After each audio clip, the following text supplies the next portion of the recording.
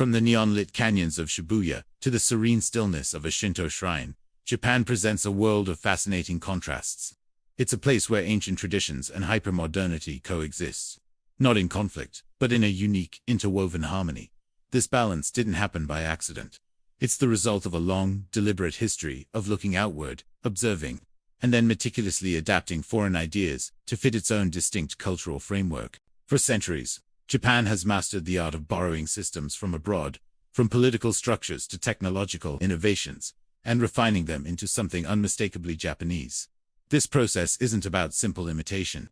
It's a deep, thoughtful transformation that has shaped every aspect of modern Japanese life. It's a story of how a nation built its identity not by closing its doors, but by carefully choosing what to let in and how to make it its own. When people think of Japan, they often picture a society bound by unwavering tradition, a land of ancient rituals and unchanging customs. But that's only half the story. The real genius of Japan isn't just in preserving its past, but in its remarkable ability for selective adaptation.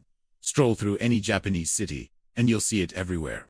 Western-style business suits worn with a particular sense of formality, Christmas celebrated with a unique Japanese twist, or a baseball game infused with a spirit of collective cheer and respect. This isn't a culture losing its identity. It's a culture actively shaping it. The Japanese approach has never been to blindly copy what's popular elsewhere. Instead, it's a careful process of evaluation. Does this new idea improve our society? Does it align with our values? If so, how can we refine it, perfect it, and integrate it seamlessly into our daily lives? This fundamental approach is less about revolution and more about evolution. It's a deep-seated cultural preference for adjusting and refining rather than completely replacing. Think of a master craftsman meticulously shaping a piece of wood. They don't discard the material. They study its grain, understand its properties, and slowly bring out its hidden potential. Japan applies this same philosophy to ideas. When a foreign concept is introduced, it's rarely adopted as is. Instead, it undergoes a period of intense scrutiny and modification. The goal is to strip away the unnecessary, enhance its core function, and tailor it to fit the intricate fabric of Japanese society. This process emphasizes harmony, efficiency, and a quiet pursuit of perfection. It's a method that values gradual, incremental improvements over disruptive change, ensuring that every new element adds to the collective whole without disturbing its delicate balance. A perfect illustration of this is the Japanese railway system. The technology originally came from the West, but what Japan did with it is extraordinary. The Shinkansen, or bullet train, is a global icon of speed and efficiency. But its true brilliance lies in its almost supernatural punctuality. A delay of even a minute is considered a significant failure, a mindset that reflects a deep cultural commitment to precision and reliability. This isn't just about fast trains.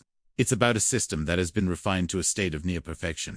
Every aspect, from the conductor's synchronized pointing gestures to the platform markings that align perfectly with the train doors, has been engineered to eliminate friction and maximize flow. The train station itself has evolved from a simple transit point into a complex, multifunctional hub, often containing department stores, restaurants, and community spaces. It's a Western invention, redesigned with Japanese ingenuity, to become the reliable, beating heart of urban life. Another fascinating case study is the convenience store, or konbini, originating in America. The concept was transformed in Japan into something far beyond a simple place to buy snacks. Walk into any konbini, and you'll find an impeccably clean, brightly lit space, offering a staggering array of high-quality products and services. You can pay your utility bills, print documents, buy concert tickets, and pick up a freshly prepared, delicious meal, all 24 hours a day. The staff provides a level of service that is polite, efficient, and unfailingly helpful.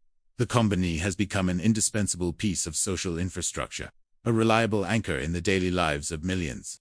It's a testament to Japan's ability to take a functional idea and elevate it through relentless attention to detail, quality control, and a deep understanding of what people truly need in their day-to-day existence. It's no longer just a store. It's an essential part of the community. This philosophy of adaptation extends deep into Japan's social fabric, including its education system and unwritten social rules.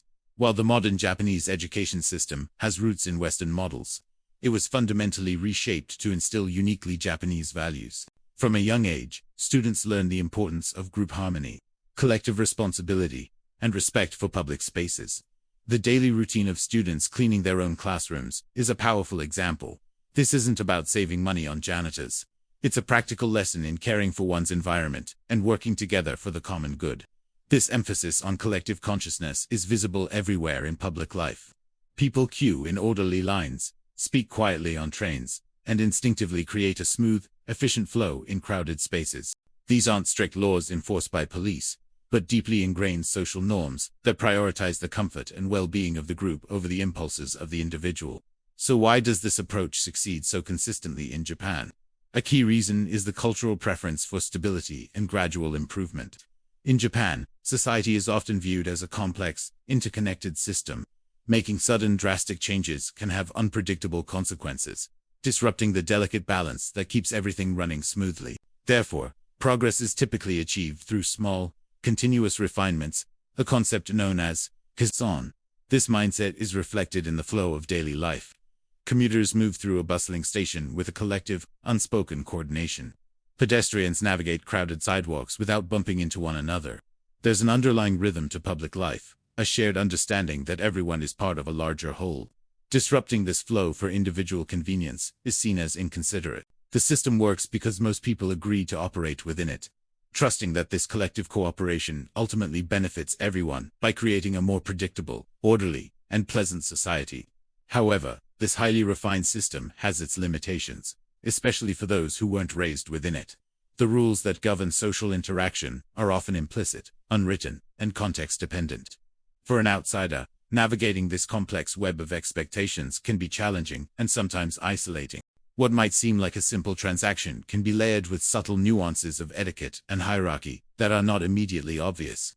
The emphasis on group harmony can sometimes stifle individual expression or make it difficult to challenge the status quo. In the workplace, the preference for consensus building can lead to slow decision-making processes.